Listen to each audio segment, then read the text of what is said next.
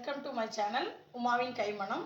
நம்ம இன்னைக்கு பார்க்க போகிறது வந்து ஒரு டிஷ் வந்து வெள்ளை அடைங்க. இதுக்கு பேர் நம்ம எல்லா பருப்பும் போட்டு செய்கிறது இல்லை. இது வெறும் அரிசியும் துவரம் பருப்பு மட்டும் போட்டு பண்ணுறது. ரொம்ப சூப்பராக கமகமான துவரம் பருப்பு வாசத்தோட ரொம்ப சூப்பராக இருக்கும். தேங்காய் சட்னியோட. நம்ம இப்போ வீடியோக்குள்ளே போகலாம். இதுக்கு தேவையான பொருட்களுங்க, இது வந்து துவரம் பருப்பு, இட்லி அரிசி ஒரு கப்பு எடுத்திங்கன்னா அதுக்கு அரை கப்பு துவரம் பருப்பு, ஒரு கப்பு அரிசி, அரை கப்பு துவரம் பருப்பு, ரெண்டையும் வந்து 2 மணி நேரம் ஊற வச்சுருக்கேன். இதில் வந்து தேங்காய் வந்து பல்லுப்பெல்லாம் நறுக்கி வச்சுருக்கு.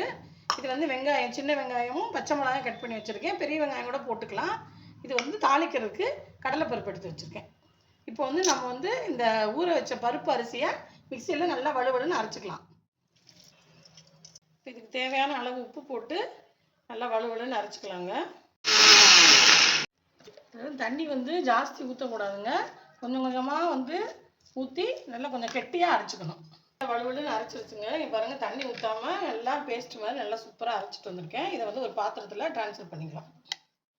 இப்போ அடுப்பு பற்ற வச்சுருக்கேங்க. பற்ற வச்சு ஒரு வானொலி வச்சுருக்கேன். வானொலி வச்சுட்டு நல்லெண்ணெய் ஊற்ற போகிறேன். இது வந்து நம்ம வழக்கமாக வந்து எல்லா பருப்பையும் போட்டு மிளகாய் வத்தல்லாம் போட்டு ஒரு அடை செய்வோம். எல்லா பருப்பும் போட்டு இதில் எதுவுமே கிடையாது. வெறும் துவரம் பருப்பும் நம்ம இட்லி அரிசி மட்டும்தாங்க.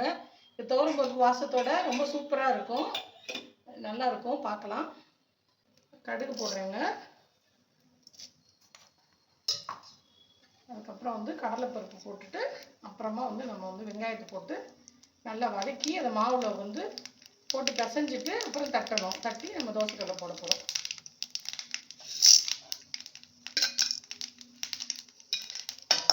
அதுக்கப்புறம் இந்த வெங்காயத்தை போட்டு பச்சை மிளகாய் போட்டு கருவேப்பிலை போட்டு கொஞ்சமாக வந்து போட்டு வதக்கிக்கலாம். நல்லா வதக்கிக்கலாம். வெங்காயம் பச்சை மிளகாய் இனிமேல் வந்து நம்ம அதை வந்து மாவில் கொட்டி தேங்காய் போட்டு பிசைய போகிறோம்.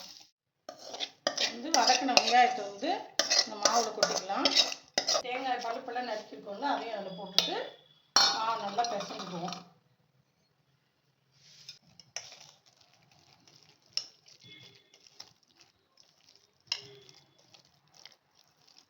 பிளாஸ்டிக் பேப்பரில் வந்து நான் வந்து எண்ணெய் தடவி வச்சுருக்கேங்க. இதில் வந்து நம்ம வந்து தட்டிக்கலாம். தட்டிட்டு அப்படியே எடுத்து தோசைக்கல்ல வந்து போட போகிறோம். நல்லா மெல்லிசாக தட்டிக்கலாம். தட்டிட்டு அப்படியே எடுத்து போடுங்க. தோசைக்கல் வச்சுருக்கேன் அடுப்பில், காஞ்சோன்னே எடுத்து போடலாம்.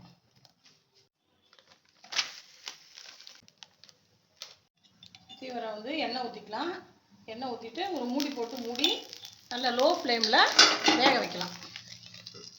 வந்து ஒரு சைடு வெந்துருச்சுங்க. திருப்பி போட்டுக்கலாம்.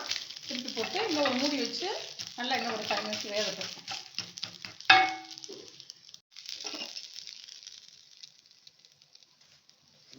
ரெடி ஆகிடுச்சுங்க. இப்போ நம்ம வந்து அடை எடுத்தாச்சு. இப்போ வந்து லைக் பண்ணுங்கள். இந்த வீடியோ பிடிச்சிருந்தா லைக் பண்ணுங்கள், ஷேர் பண்ணுங்கள், சப்ஸ்கிரைப் பண்ணுங்கள். தேங்க்யூ.